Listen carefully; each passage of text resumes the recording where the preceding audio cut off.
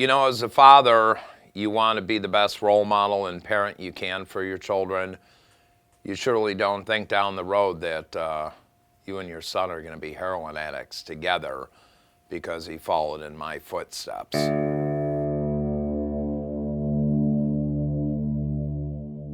He said, "Dad, you're a successful drug addict." And I said, "Why would you say that?" "Well, we've got a nice house, you got an office in the Wrigley building, blah, blah, blah." I said, "Nick, you know the struggles and more I fight every day." 3 months later, we were doing heroin together.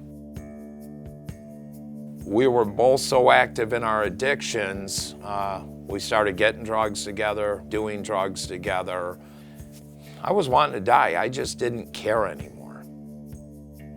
Father's rights were out the window. Nick became my partner in crime. In our own sick way, that's how we bonded.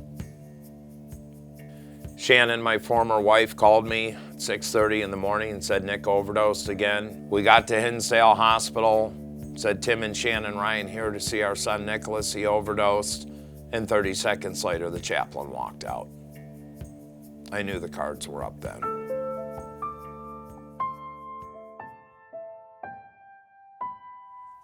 And I went in to identify Nick first. In the wave of emotions that, I set all this in place. He had 20 years old. Then I had to walk back in the room and tell Shannon, yes, he's passed on. That is the worst day of my life. The absolute worst day of my life. I looked up. I said, "God, take away this obsession and compulsion. Let me get to Sheridan Correctional Center, which is a drug treatment program, and I will jump in and I will live a life of recovery." And by the grace of God, that happened, and there's no looking back. As a parent, you do need to wake the fuck up because your child is going to die. And most of the parents today are enabling the damn addiction. You need to do everything possible to try and save your child's life. You did everything you could to get pregnant and give birth to this child. You need to do everything you can to help save your child's life, or they will die. I'm going to be standing next to you at his casket, and you're going to tell me, "Tim, I wish I would have done this. I wish I would have done that," because you're not doing anything except letting your son destroy his life. I got a call a week ago on a gentleman, Mikey, 24 years old, I was working with. We talked at 10:05 Thursday evening. I told him, "Don't die on me, Mike." I got a call at 7:30 in the morning that Mike didn't make it. He succumbed to a heroin overdose.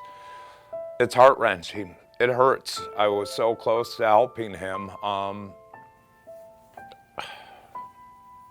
I put myself through this every day because this is my calling. This was my mission in life, to go through my struggles, to lose my son to this disease.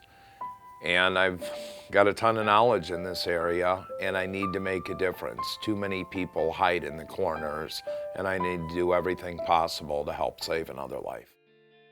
Everyone wants to blame and point the finger. It is what it is. For whatever reason, a child, a person picked up a drug called heroin.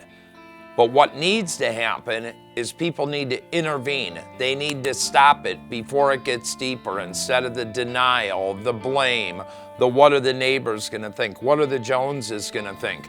When they're overdosing and going to the hospitals, we need laws changed. I'm working with congressmen, senators, you name it. I'll call anyone, anywhere, anytime. You don't send someone out of the hospital that just died. This generation is dying. This is an epidemic that this little drug called heroin is destroying. Kid, if you give me 90 days, I will give you the opportunity to have a life. If not, you will die. God put me through 28 years of trials and tribulations with drug and alcohol abuse, sent me to the Illinois Department of Corrections twice, took not only my wife, my home, my son Nicholas, and is my mission now to try to help anyone out there that is struggling with this horrific disease. I am the face of heroin. I'm Tim Ryan. They call me the dope man.